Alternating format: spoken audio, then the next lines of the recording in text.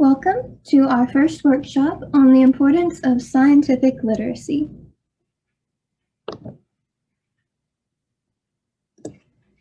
So what is scientific literacy?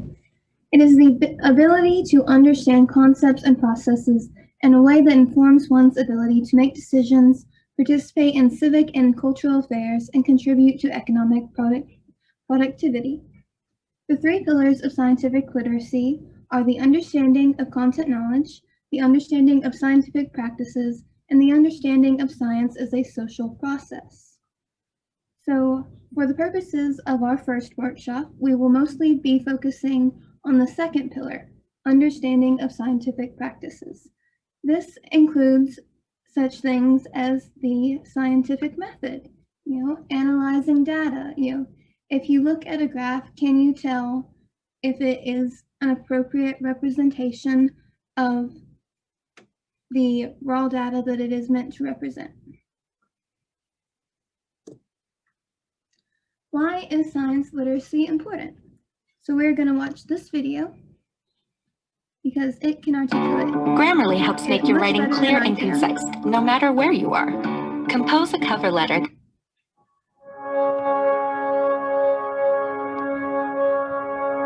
When I think of science, I think of a truly human activity. Something fundamental to our DNA. Something that drives curiosity. When you're a kid, you're born a scientist. What does a scientist do? We look up and say, I wonder what that is. Let me go find out. Let me poke it. Let me turn it around. This is what kids do. Kids that can barely walk, what are they doing? They're turning over rocks. They're plucking petals off a rose. They're exploring their environment through experimentation. That's what we do as human beings. So what do? We prevent that. We prevent these depths of curiosity from revealing themselves, even within our own residences. We spend a year teaching our kids to walk and talk, and the rest of their lives tell them to shut up and sit down. What kind of environment is that? The goal here is not to make everybody a scientist. That's not the goal. What a boring world that would be. You want artists, you want musicians, you want novelists, poets. You want the rest of this. What matters is whether they're scientifically literate and maintain that literacy and that curiosity throughout their lives, no matter what becomes their profession. People think science literacy is being able to recite facts, and it's not that. It's a part of it, but it's not the main part. The main part is, how do you look at the world? What does the world look like through your lens? If you're scientifically literate, the world looks very different to you. It's not just a lot of mysterious things happening. There's a lot we understand out there, and that understanding empowers you to first not be taken advantage of by others who do understand it. And second, there are issues that confront society that have science as their foundation. You can't look at science and math as some separate subject. It's fundamental to what it is to be alive because it's all around us. And it influences your health, your safety, how you're going to have to vote, what issues are before you politically. If you're not scientifically literate, it's in a way you are disenfranchising yourself from the democratic process, and you don't even know it.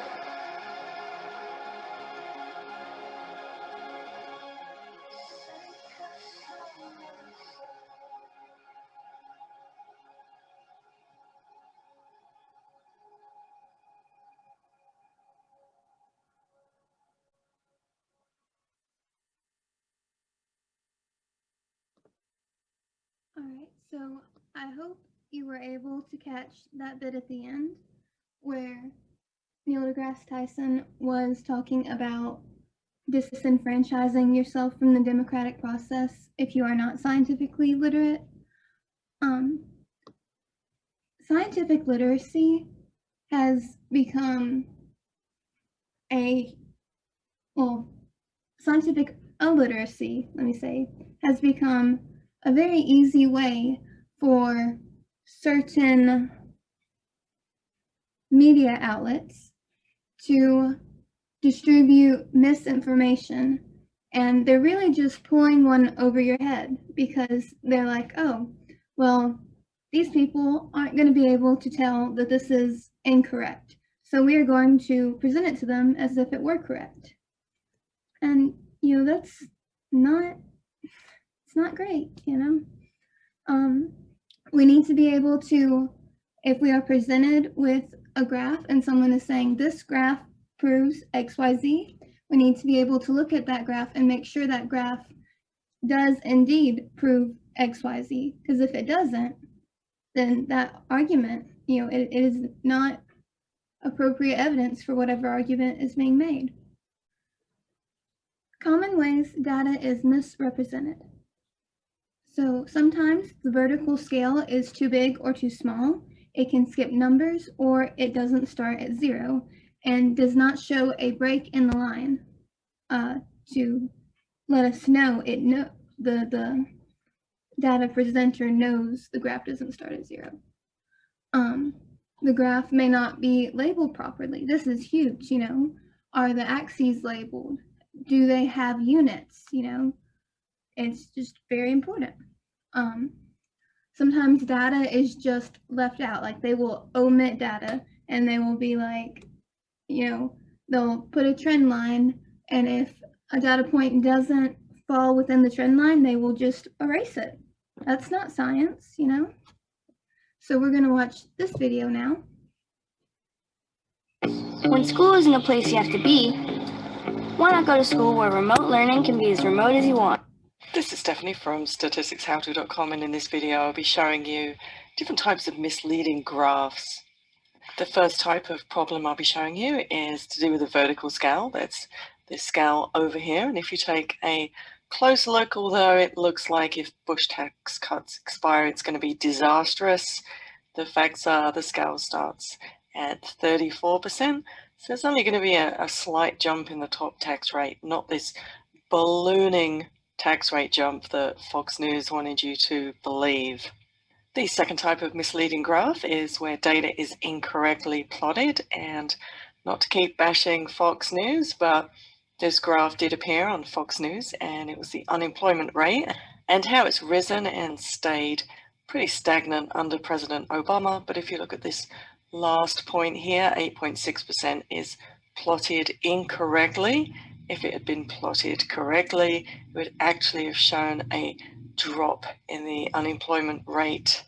Another problem with graphs is incomplete data. This particular graph from the CBPP analysis shows the economic downturn and legacy of Bush policies. These drive record deficits.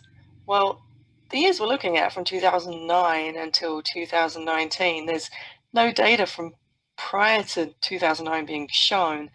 If it had have been shown, it would have demonstrated that in 2007 the budget was just 1.2% of GDP, and that was when the housing market collapsed.